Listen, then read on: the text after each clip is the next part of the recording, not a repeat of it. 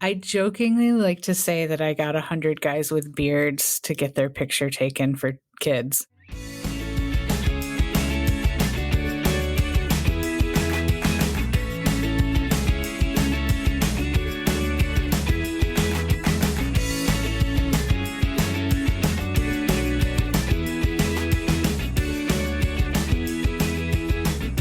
Welcome to the Exploring Washington State podcast. Here's your host, Scott Cowan.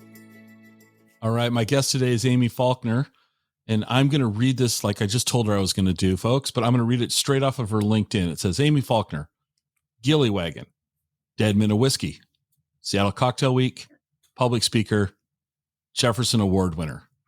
So let's play podcast Jeopardy. I'll take Dead Men of Whiskey for 200, please. Tell me a little, first off, welcome. Tell us about yourself. My name is Amy Faulkner, and all of those things are true, I guess, is where we start. And I didn't know if I was supposed to answer that with what is a podcast about dead men and whiskey, but that would have been probably the correct Jeopardy answer on that. Correct Jeopardy answer. So I was introduced to you because of the Seattle Cocktail Week. Mm-hmm. But just before we, quote unquote, hit the button, I asked you another question. And I think I'd like to start there, actually. This is what I warned you about, like no scripting, and we're going to bounce all over the place. I have never heard of a Jefferson Award, and you are a Jefferson Award winner. That is correct. Please enlighten me. So the Jefferson Award is a national award, and it is given to people typically that are doing good in the world. It's usually in the nonprofit industry. It was started by a man named Sam Beard and Jackie O back in the day. Jackie O, like Onassis? Jackie O? Yep, that Jackie O. Oh, wow. Okay. And it is considered like a Nobel Prize, but in public service. Okay. And you won this award, and what were you doing that got you this notoriety? I jokingly like to say that I got 100 guys with beards to get their picture taken for kids. But that is what got me the notoriety. I am an event planner by trade. And 2008, when the recession hit, I was new to Seattle. I knew that there weren't going to be a lot of events during a recession. And I started something called Beard and Stash Fest, which was getting a bunch of guys with facial hair to get their photos taken and to raise money for foster kids in Washington State. That's very cool. It was definitely a twist on how you normally raise money, but we had 100 contestants the first year. It ran for 5 years. In total, it raised $32,000 for foster kids. That's very cool. Thank you. Very cool. Okay. Well, congratulations. And that's awesome. Thanks. So I think Gilly Wagon's probably the thing that is above everything else you do. It kind of underneath that. For having a small business, Gilly Wagon is the parent company of the small businesses. Okay. First off, what is a Gilly Wagon? Not my business, but a Gilly Wagon, the term is a circus term, and it is the ornate cart that takes the circus from one location to another.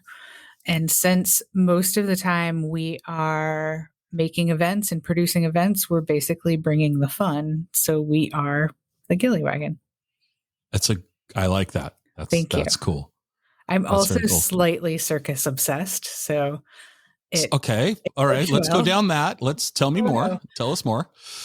I just think that I'm a big fan of history, which Dead Men of Whiskey kind of would lead you to understand that. But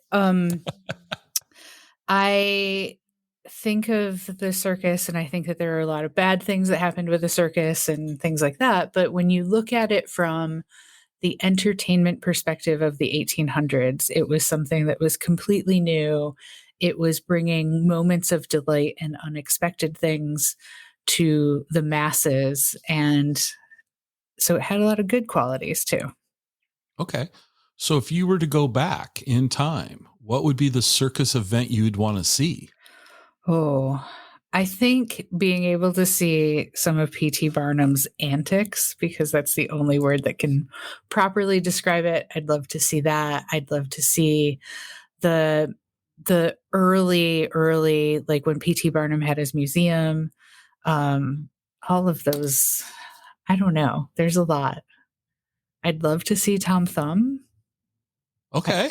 I have this curiosity about, there's a lot of speculation back and forth on if because of his situation he was exploited or treated really well and had a life that he normally wouldn't have. And like there's only one way to answer that question, it's talking to him, and he's no longer with us, obviously. So I'm just curious about things. Okay. All right. So Gilly Wagon brings the fun. We've got the historical circus. Words can be hard for me sometimes. Circus reference. What sort of events do you guys specialize in? Ooh, that's a hard question to answer. We do everything from small 40-person dinner parties to 40,000 person festivals.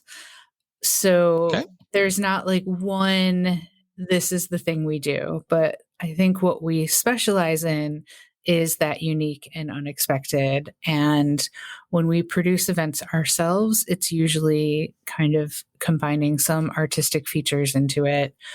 We do a lot of events with alcohol, and that's probably because we run Seattle Cocktail Week.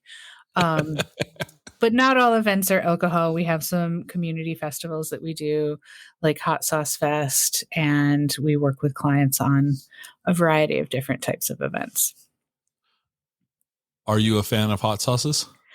Well, it would be terrible if I said I wasn't a fan of hot sauce, but I ran Hot Sauce Fest.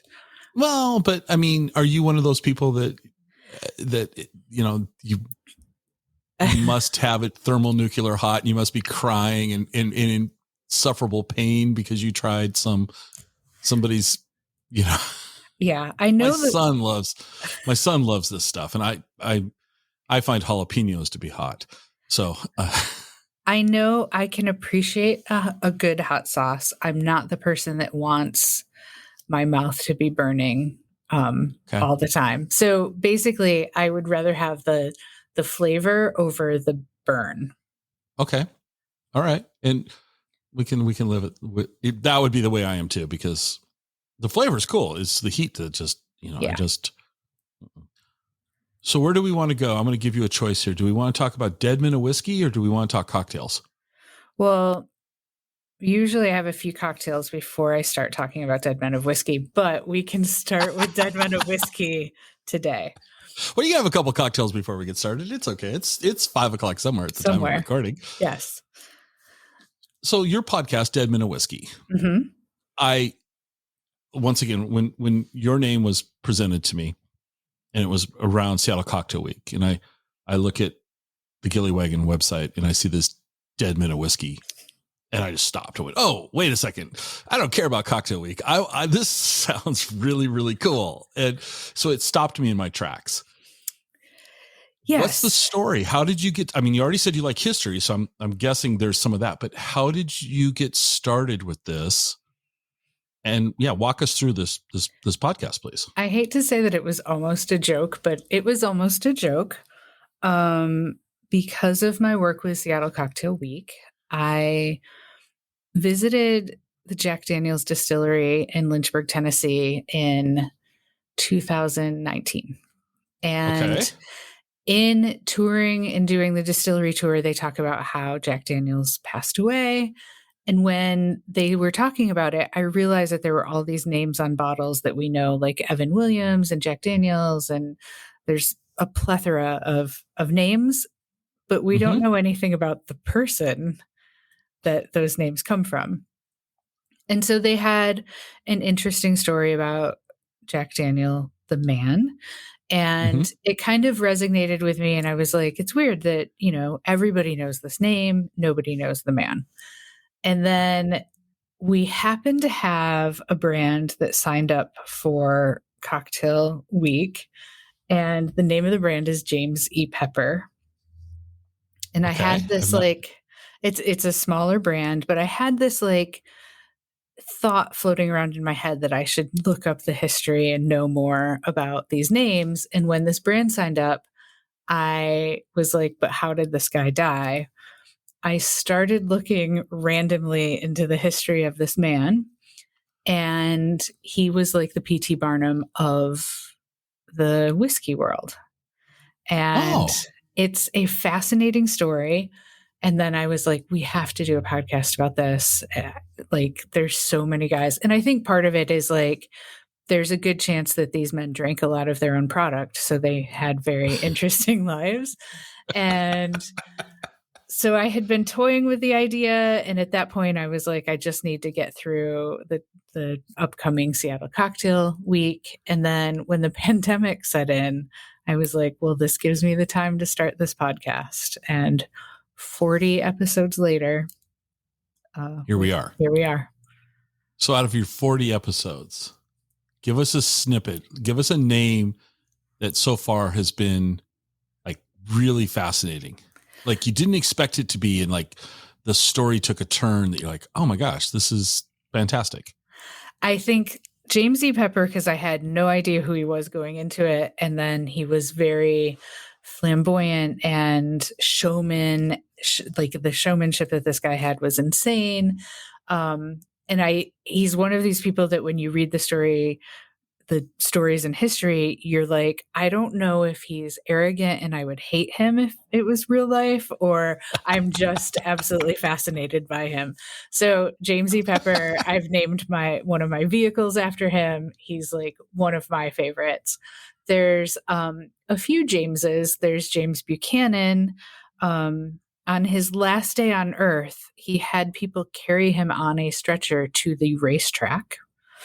Are you talking President Buchanan? No. Okay. Not the same. He was a distiller in England. And okay. Yeah, so we've crossed the globe a little bit and covered a few people. So that's one of my favorite. There's also a moonshiner named Popcorn that seemed like the craziest guy ever. There's just a lot of I can't let you off the hook. I can't let you off the hook. What's the backstory? Why is this person named Popcorn? I'm trying to do this off the top of my head. I believe that he got into a fight in a bar where his local bar and smashed the popcorn machine. And that's how he got that name. But that could be lore. I could be wrong. That's not a factual statement, probably. But we'll have our vast team of fact checkers get that out before we go live with this episode. Or we'll put a disclaimer below that the opinions may not. No, just kidding. Well, I'm looking at this one. And tell me a little bit about. You've got your last two episodes I see here, Pappy Van Winkle. As you probably know, Pappy is kind of considered the gold standard of bourbon. And I think that as much as there's a frenzy going on around finding his bourbon, again, not a lot of people know the story. And he was actually one of the more tame people that we covered, but we felt like we needed to cover him because there's so much interest in his product. Right. So then let's tie this into Seattle Cocktail Week. Okay. Before we get started there, I'm going to put you on the spot. Uh-oh. Do you have a preferred cocktail? This question comes up almost daily. And I would say it changes almost daily too. So It's kind of whatever I'm in the mood for. Last night we did a Scotch tasting and I was lucky enough to be able to pair an 18-year-old Scotch with chocolate. I love a good gin and tonic. I love a good French 75. I think I skew more towards gin, but again, Okay. that changes quite frequently too. Is there a cocktail you don't like? I'm allergic. like for example, for me, well, first off, for full disclosure, gin is something I've never developed a taste for. Mm-hmm. Vodka is right about there too for me. So, and I don't like tomato juice. So like I will never drink a Bloody Mary. That's just not, Right. that's just, no. I think, well, I'm allergic to strawberry, so anything with strawberry in it, I'm never going to order. I like the really peaty scotches.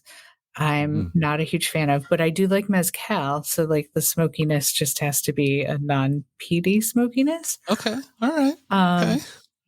And other than that, I think a lot of it is how it's prepared. And we're lucky in this city that we have a lot of great people to make us drinks. Right. Right. So what was the motivation for Seattle Cocktail Week? Being in events, and I've worked in bars in the past, I realized that there was this huge disconnect between people that were going out. Like if you're the average person, you're going out to get drinks for happy hour after work or on the weekend, and it doesn't really lend a great opportunity to ask questions and learn about spirits. And I've always been fascinated with all the bottles behind the bar.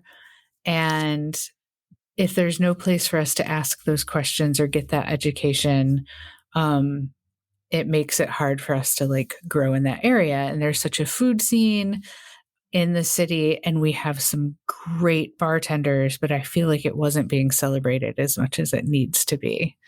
So Seattle Cocktail Week was designed that we're going to celebrate all things cocktails in the Emerald City, but also through that, we're able to introduce people to new brands or new spirits or things that they might not try, and bars that they may not have gone to, or they've always been on their list to visit, but they just never made it out there.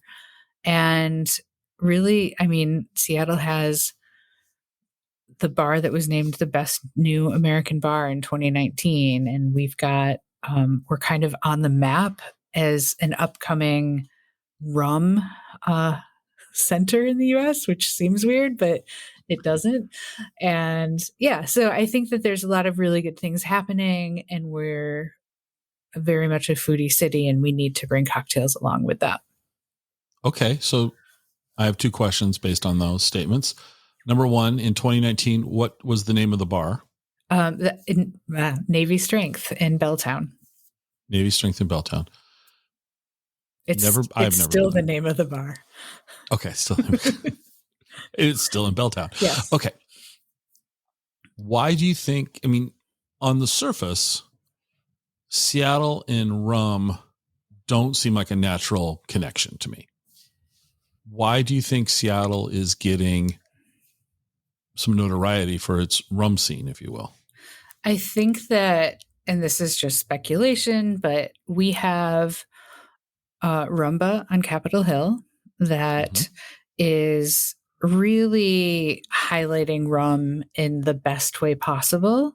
And it started putting us on the map. And then the addition of Navy Strength having like an underlying tiki theme. And I think that there's just a lot of eyes on Seattle for what we're doing with rum, which seems very weird because typically when we think rum, we're thinking warm, sunny places, which Seattle doesn't fall into. Or maybe it does 3 days a year, but the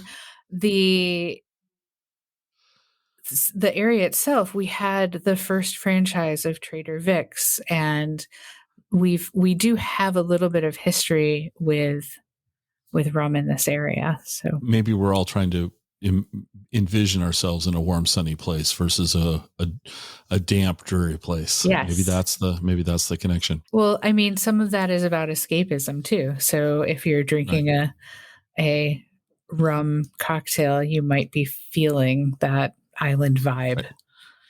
So let me put you on the spot. give me an example of an interesting rum cocktail. Oh man. Because I'm not so rum is also, I mean, I just don't drink a lot of rum. So, a rum and Coke is just, no one's going to find that particularly interesting. Right. What's kind of something creative you've seen in your travels? I mean, there's tons of creativity, but I think that where you really, if you want a cocktail and you want it to be rum, the best way to highlight that is through a daiquiri, which some people are going to be thinking immediately Applebee's TGI Fridays daiquiri. That's not what I mean at all. And this is like the straightforward daiquiri approach, not the frozen blender drink of a daiquiri. Okay. But I mean, there's a million ways you can enjoy any spirit. Give me an example. If you were to say, okay, Scott, I'll make you a rum cocktail right now, what would you make me? I don't even know. Like, that's the thing. I think I would make a daiquiri. Okay. All right. But not the Applebee's type. Not the Applebee's type. And I'll also say that I am a firm believer, whether it's coffee or cocktails, that somebody else handing you a drink makes it taste 10 times better.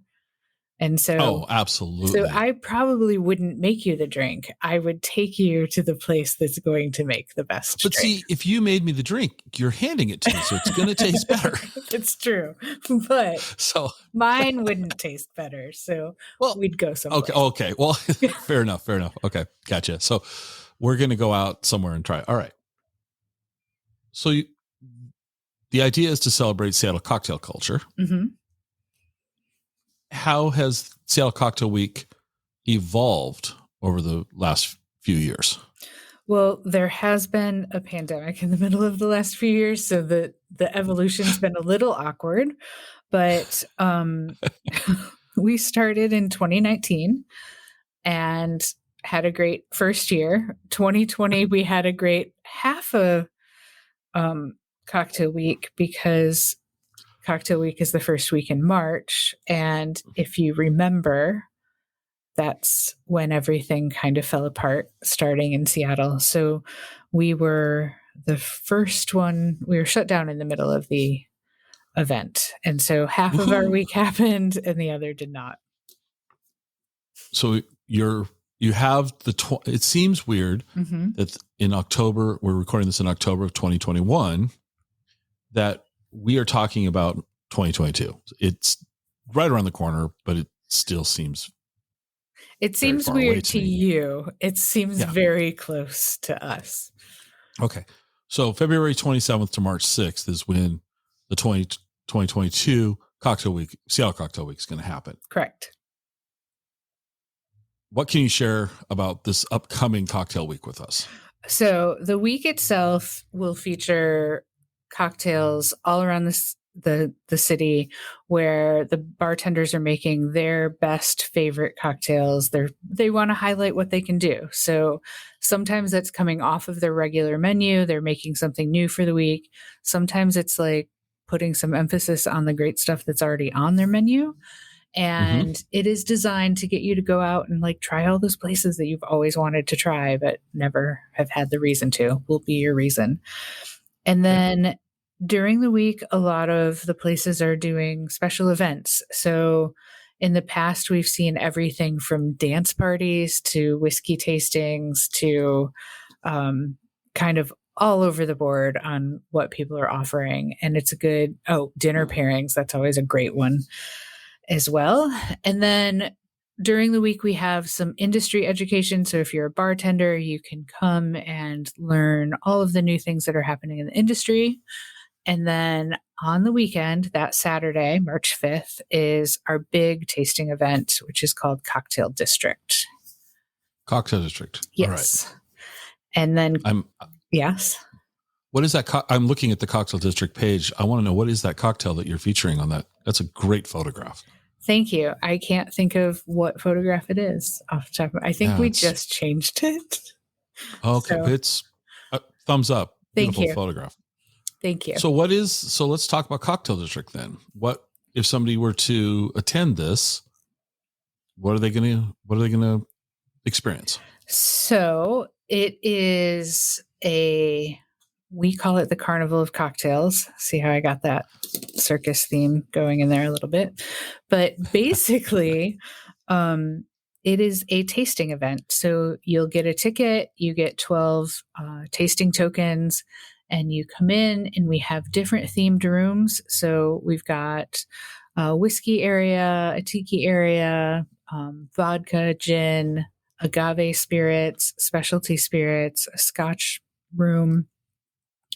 And you get to come in and try those things that you've never had before.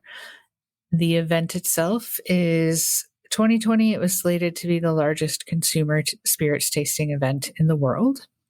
We had 459 different SKUs represented. 459 different things that you could try. You faded out there. I heard 459 and then your microphone went soft. Oh. Please repeat that. We had 459 different spirits that you could try. I did hear that correctly the first time. Wow. Yes. We don't recommend doing all of that in one day. But I guess you couldn't. Wow. Now, when you say spirits, you mean Jack Daniels would count as 1 and Jim Beam would count as 2, correct? Yes, but it might be like Jack Daniels rye and Jack Daniels honey and Jack Daniels apple. Okay. But that's a massive selection of choices for somebody to experience. Correct. It is a lot. We have the brand ambassadors from all over the world come in for the event. So you're learning from the experts on what makes it different. They're usually doing either neat pours, so you can taste it directly, or mini cocktails. And if you think about it, you already have a certain collection of what these things taste like. So you get to walk around the event and see what's interesting and what intrigues you, or something that you may have heard of on a cocktail menu that you've never ever tried. And that's your place to try it. So this is kind of then not necessarily brought to you by a local Seattle bar, but brought to you by the distributors, if you will. Well, it's brought to you by Gilly Wagon, but okay. But you're working with the distributors of these brands, correct? And to showcase their products. And we do have a lot of local brands that participate. There's a lot of great distilleries in the area that are there, and so there's some that we do everything from your tiny. We do 600 bottles a year distillery that's local to something like Jack Daniels. Okay. That's doing more than 600 bottles a year. Yeah. So to soak up all this alcohol, we have food trucks. We do. Always a good combo. Food trucks and alcohol. Yes. Seem like they, got to decouple them from a driving standpoint, but you get the idea. But the thing that intrigues me here is, tell me about this retail store that you have, because it says here, and I'm reading off your site, so hopefully this is still correct information, because I'm not trying to put you on the spot. And I like this. It says, try the good stuff and then buy some for home. Our retail store will offer every product you've tried. So you're telling me that there's over 400 different, this is like the Willy Wonka and the chocolate factory of alcohol. With no tax, and the proceeds of the retail sales they're supporting local charity. Correct. So you're telling me I can go to this event, I can try a bunch of stuff, 12 tickets, can try 12 different things. If I like something, I can go purchase it. And I'm helping charity? Correct. So we have a charity partner that runs the store, and they are basically all of the proceeds they get to keep. And in Washington State, each charity can do one fundraiser a year that's tax-free. So they chose to do this tax-free, which equates to about a 20% savings in Washington State. So everything that you've tried, you I guess you don't even have to try it. Anything you want to stock up on, that pop-up bottle shop is quite an undertaking because there are so many products involved in it. But it's a really great opportunity. You basically, as you're walking around and you see something that you like and you want it, you put it in your shopping cart using your phone, and it sends the order in. And then when you get to the exit of the event, you just pick it up there. That's very cool. So from the outside looking in, the way I perceive the state of Washington is that we're not particularly cutting edge when it comes to liquor laws. And during the pandemic, I was amazed when I read that they would allow cocktails to go. Correct. As a way of helping restaurants and bars try to keep the doors open. Mm-hmm. And I thought that was for the state, I thought that was incredibly innovative. So now, and you're laughing. It's no one else will see this but me, and she's laughing, folks. Now you're telling me I can order with my phone while walking around in a convention room. I want a bottle of this and then pick it up as I'm walking out. How did we get the state to agree to this? Well, that just seems logistically crazy. You're basically making your list on your phone, and then it's just like a pop-up bottle shop. They have the right permit to do it. They permit the whole event. So actually a portion of the ticket sales from Cocktail District are also going to that nonprofit partner. Okay. I could speak a lot about the laws in Washington State around liquor. And I think that there is room for improvement in the state. I love everybody at the Liquor Control Board. Don't call me after this mad, but I do think that we are notoriously one of the hardest states as far as like the laws and deciphering the laws. And I think that a lot of it is this is now I'm like preaching, but I think a lot of it was when we came out of Prohibition, which was over 100 years ago. But who's counting? It wasn't over 100 years ago. It was over whatever. It's over 80. Yeah, at least. over 80. Mm-hmm. And we designed this set of rules that the interest was to not have over service and not be serving kids. And like throughout those 80 years, we've been adding things on. So they haven't been a cohesive set of rules. And it's probably time as a state that we revisit those and kind of look at what are the important things and have less gray area and more clear. Well, because for the long time, we weren't allowed to have distilleries in the state. Correct. And that's lightened up, and I'm not trying to turn this into a political conversation at all. This is probably the most political I've ever been in 100+ episodes. But but look at the number of distilleries that have opened up and are contributing to the economy and providing jobs. And we've got some award-winning distilleries in this state that are making some amazing spirit beverages. I mean, they're amazing. And I'm with you. I think it'd be nice if it was more streamlined and modernized. Yeah. How's that? I don't think either of us were trying to actually make a political statement. It's just that every once in a while with anything you're doing in life, you should step back and reassess it and say, is this working? And what's the best way to do this? And is this it? Right. Well, how much does this event, what are tickets for this event? And where is it going to be? It's at So let's talk about that. Bell Harbor International Conference Center, also known as Pier 66, in Seattle on the Sound.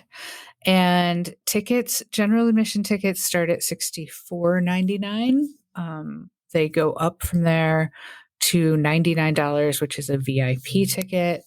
The VIP ticket gets you an hour specialized session before the event, and then 30 minutes early entry into the event. Okay. There's a fast pass ticket. What is that? So we have a couple of fast pass options. It's basically, we have a line that is guaranteed to be shorter. So,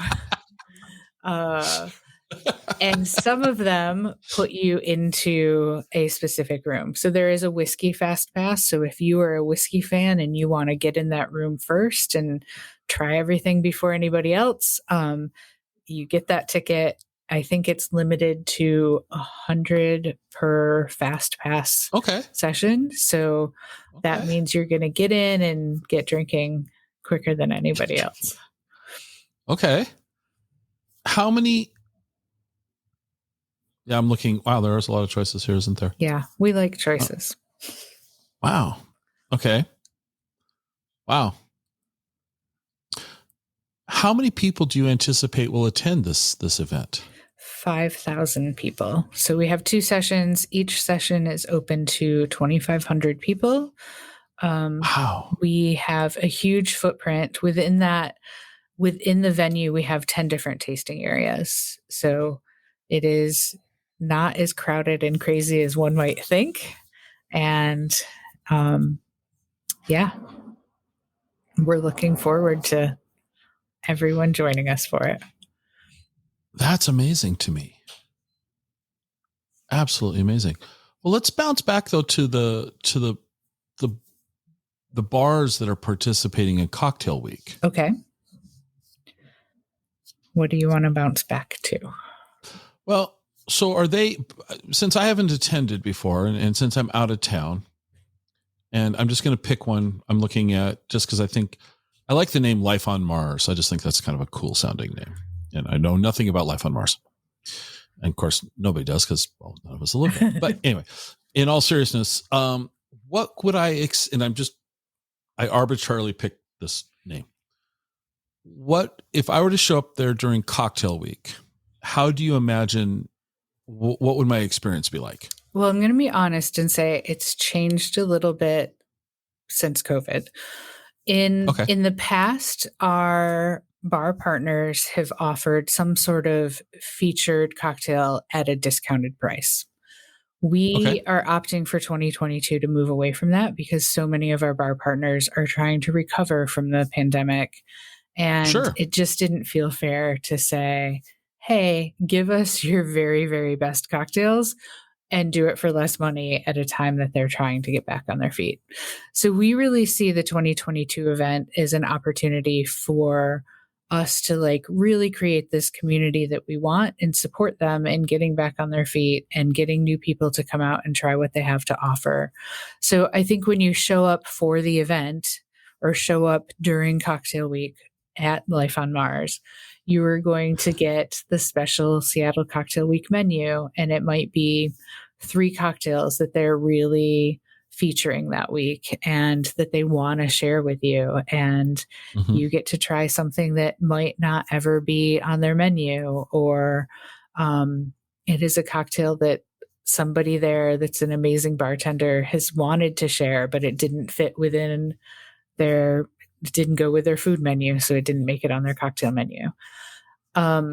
There's a lot of different approaches that our different bar partners take. In the past, we've had the Fog Room in Belltown, downtown area. They had a cocktail that was like a $45 cocktail because it used really, really good whiskey as part of that. So it really varies quite a bit. Okay. You also do the Seattle Cocktail Club. Mm-hmm. I'm noticing a theme here. Cocktails and Seattle seem to be in. Yes, my mom mentions this theme quite a bit. I think it scares her a little bit. But so Seattle Cocktail Club it's a group of people in Seattle that really like cocktails. And we started it kind of as a social club that when Cocktail Week wasn't going on, people could go out and have cocktail experiences and meet new people and do new things and center it around cocktails.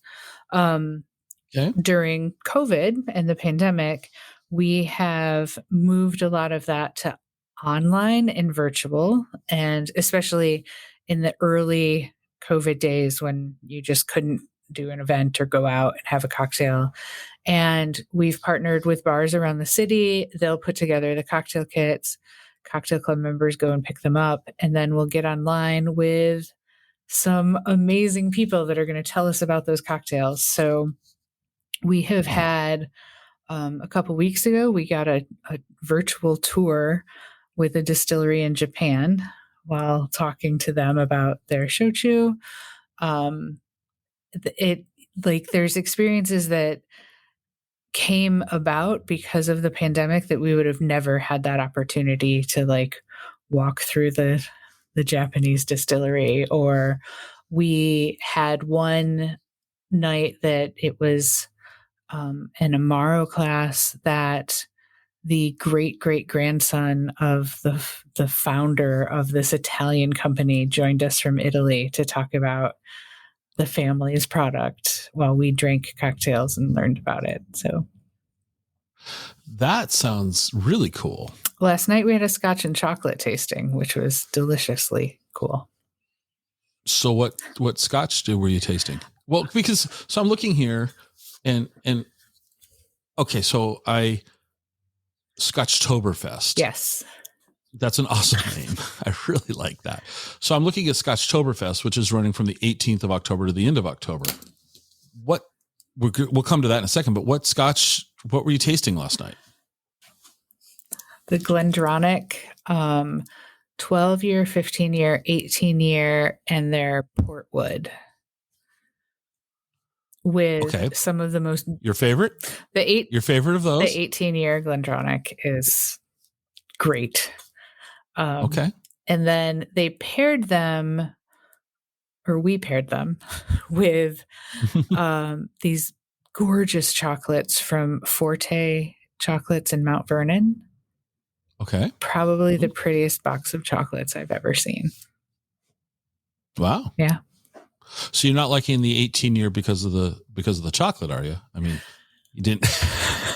No, I mean, the chocolate makes everything better. I'd be lying if I said it didn't. But right. The 18-year I found last year during Scotchtoberfest, and we did a scotch and cheese pairing that time. And the 18-year, it's just, it's not their oldest. There's just something really great about it. Okay. And their scotches are not peaty at all. So I think I already mentioned this. I'm not a big fan of peat, but theirs are great, and everybody should try a bottle of it. So how does one join the Seattle Cocktail Club? Is there like a private initiation? Do we have a secret handshake? There's no hazing or anything. No hazing. You just go to our website, seattlecocktailclub.com, and sign up. There is an annual fee, and basically that gets you on our, we let you know when these things are happening. If it is, we have two kinds of events. Some are members only. Those are the more exclusive events that we have limited capacity for. And then there are some events that are larger that Seattle Cocktail Club members get a discount on. So that membership fee that you pay, it's really just an administrative fee on our side, but it pays for itself within typically 4 or 5 events a year, and it's paid for it on the amount you've saved on those tickets. Well, I'm looking here. I thought I had looked at your website, the Seattle Cocktail Club website, more thoroughly than I did. I just stumbled on a library with a bunch of recipes. Yeah. So who's coming up with the recipes? We have, it varies. So some of them we've worked with bartenders around town when we're working on events, and they come up with the cocktails. We have a bartender on staff here at Gilly Wagon. Her name is Abigail. Of course you do. Yeah. Like I said, it's way better if somebody hands you a drink. And so her name is Abigail Gullo. She has many accolades in the bartending world, and she does a lot of those cocktail recipe development for the events. And then sometimes a brand might bring it to us and say, we have this recipe and this is what we want to feature in the event. And we put those recipes up because we know that people, especially right now, are at home and wanting to find a good cocktail to try. So I'm going to put you on the spot in this library. Any of these, what resonates with you? Oh, I might have to pull the library up because I'm not sure what's in there. We're going to pause. We're going to let you pull it. Yeah, because there's dozens of recipes here. With some really cool names. Oh, wow. I haven't even seen all of these. I mean, the dude abides. Where is that one? The Carla Marie was one of my favorites just because it has cereal milk in it. Okay. There's a lot of good options. There's some. We'll put a link to this in the show notes because I have to look. The Washingtonian actually intrigues me. Where did you even find this? There's a lot in here. Yeah, there's a lot. That's what I'm saying. I went back several pages. So it's 2 ounces of Woodinville bourbon, half an ounce of bourbon cherry syrup, 1/4 ounce of vermouth, 2 dashes of old fashioned bitters.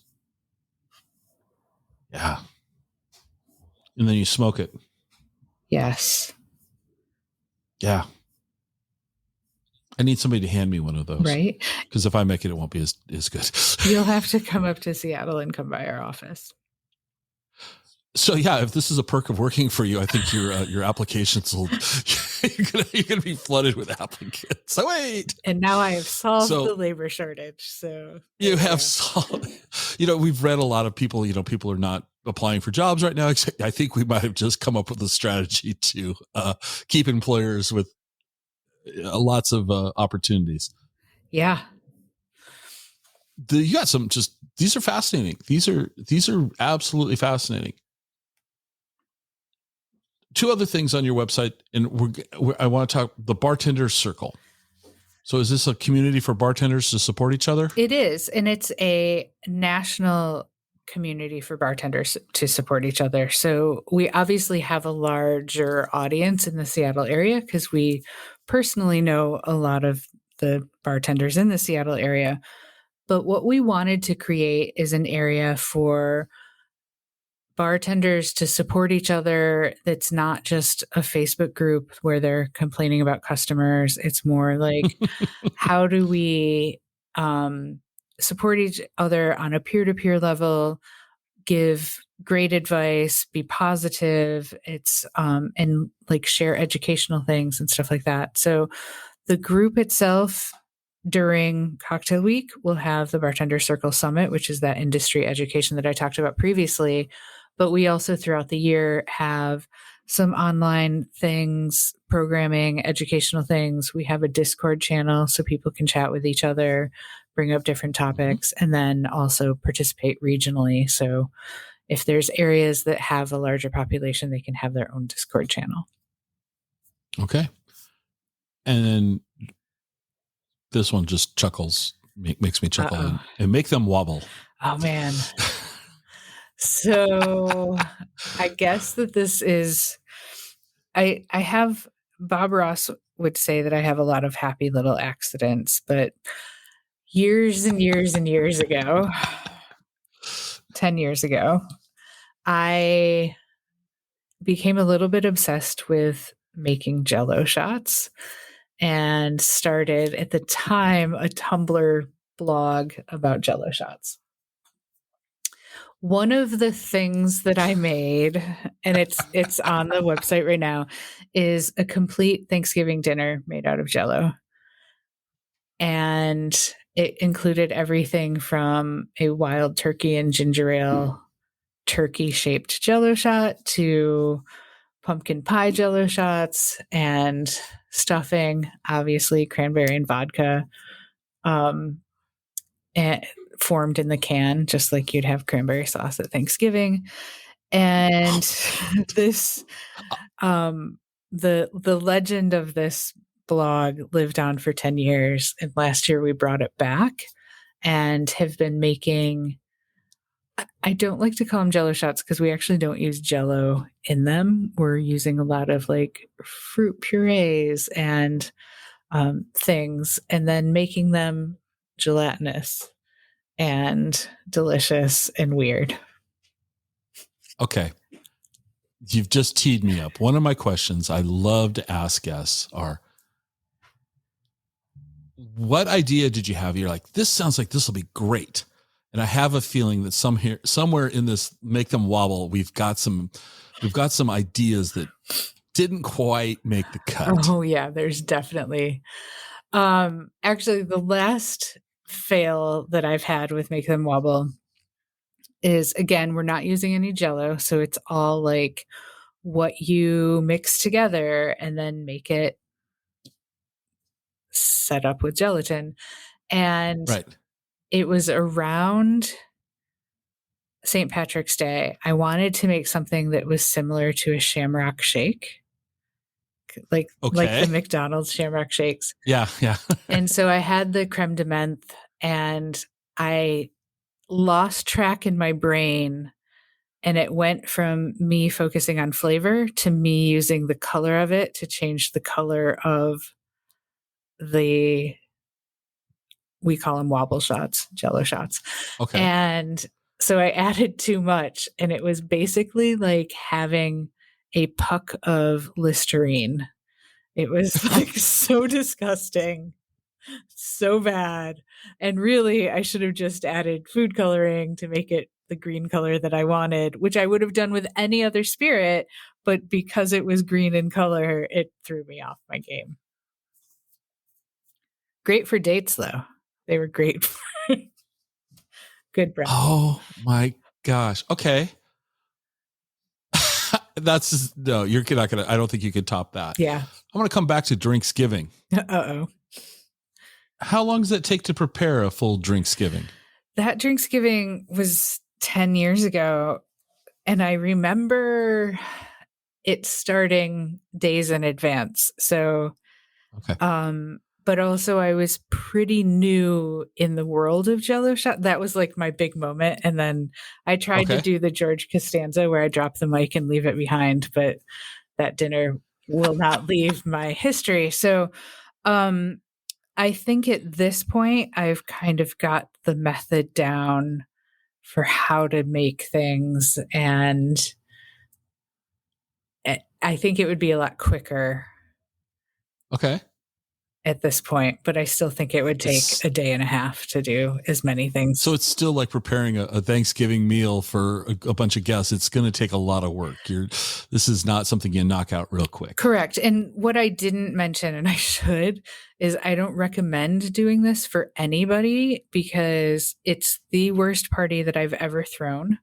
And I've been an event planner for 20 years. And I think it's because my friends came in, and keep in mind, this was not a public event. This was just for just to ruin my friends.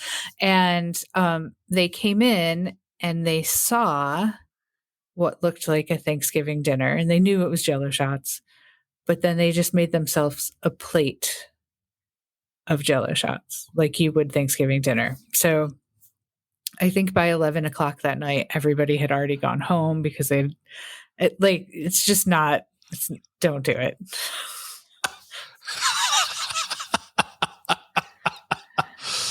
Oh my gosh. Yeah. All right. What?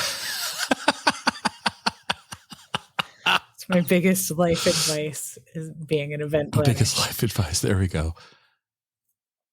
I'm going to put you on the spot for some questions now about Seattle cocktails and just Seattle in general. Okay. I'm going to drive over from Wenatchee. It's going to be Thursday evening. So non-popular night, relatively speaking. And I tell you, I want to take me to 2 cocktail bars in Seattle that are going to surprise me. Ooh. That's all the information I'm going to give you. That's all. So putting you on the spot, where would you take somebody who's familiar with Seattle, but not familiar with Seattle's bar scene, cocktail scene? Where would you take me? I really hate playing favorites. No, it's not favorites. Okay. This is about, you're trying to expose me to something to make me think. Can I give you 3 answers? Sure. Okay. 3 is awesome. So that's even better than 2. I would take you to Stampede Cocktail Club in Fremont.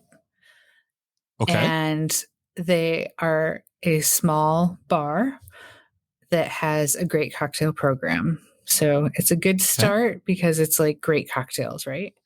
They're fun. Okay. They have dumplings. Okay. I like dumplings.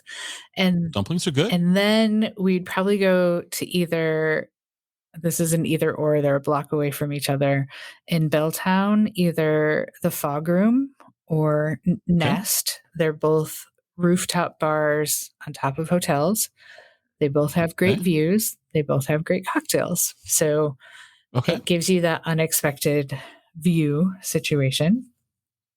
That's very cool. And then I think the last spot would be Inside Passage, hands down. And Inside Passage is newly open. It is the tropical, I don't know how they describe themselves, but they're a hidden within Rumba. And their drinks are next level as far as it's an experience. The design and decor is an experience, and it's something that everybody should see. Okay. So now I'm going to expand on our three stop journey. Somewhere we got to have some food to counteract a little bit of this alcohol. Ooh. Well, dumplings. We're going to have dumplings. But we're going to have dumplings. Yeah. Where's another spot where for food? Where would you say, hey, let's go check this place out? You might like this. Oh man. Oh, Parish Northwest in Ballard. They also have good cocktails. Of course, I'm going every place that has good cocktails. They have really good food, and it's New Orleans inspired, but with Northwest ingredients. And their desserts are to die for, to absolutely die for. So now we've had dumplings, New Orleans food, and dessert. Yeah, I think that's probably, well, I like coffee, no matter what time of day. Got any coffee recommendations for me? Watson's Counter on 15th and Ballard. I'm noticing a Ballard thing. Well, we are located in Ballard, so that's probably it. But Watson's Counter. Have not heard of that. They have Fruity Pebbles French toast, Korean inspired food, and some of the best coffee you can get in the city. Fruity Pebbles French toast. I'd have to try it, but it might be a little too sweet for my taste. But I did like Fruity Pebbles as a kid. It's not an everyday thing. It's more, but they have some of the best breakfast sandwiches, and they're one of my favorites. All right.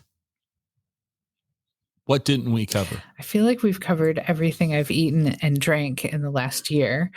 So that must be it. We must have covered everything. Well, we're going to put some links to Seattle Cocktail Week and all of that so people can check it out, because if nothing else, just the photography. Do you have a staff photographer? Because I'm impressed. The imagery that you guys put out is really fantastic. Well, thank you. We have a designer that helps with some of the photography, and I will admit that some of the photography is stock photography, because every once in a while we need something that we don't have the right look for. But we do have a designer. She's here in Seattle. She is amazing. And she's the one that makes everything look aesthetically the way we want it to. It's put together. It's very, very nice. I guess the last question I'll ask for you today is, what's the future looking like? What do you think are we gonna, the live men of whiskey? Are we gonna do, are you gonna, do you have any creative ideas that you think you might roll out to the world? We do. And it is not resurrecting dead men out of graves, but obviously, Seattle Cocktail Week is returning in 2022, and we're really excited about that. And a lot of our focus is on that right now. We are planning a Dead Men season 3 that will be late spring of 2022. But we're doing a special Dead Men of Whiskey episode next month with a podcast called Circus Stories. And we're going to talk about the circus stories about men that drink too much. So it's a collaboration podcast episode, and I'm very excited about that. Okay. And then we are looking to Gilly Wagon opening our own venue that will be a pop-up for the holidays for 2022. So if people are looking to book most likely a company holiday party and they want something different, it will be an immersive art and food and beverage experience. And that's all I can say about that so far. We'll have to check back with you later. I'll be here. I'm awesome. Well, I thank you so much. This was a lot of fun. This may be the first time I am jealous I don't live in Seattle for a long time. Seattle's traffic just got to be too much for me, but I'm like, I'm missing out here. I now realize on a new level that I'm missing out on some things that sound absolutely amazing. And the Seattle Cocktail Club, if I could figure out how to drive over and back in time to pick up my supplies, it might be kind of fun. But I really just think what you guys are doing sounds amazing. It sounds like a whole lot of fun. I'm really, this is very informative for me. Well, thank you. And when you get to Seattle, let us know, and we will make sure that you're going to all the right places. Perfect. Well, I appreciate your time and have a fantastic day. All right, great. Thanks so much for having me.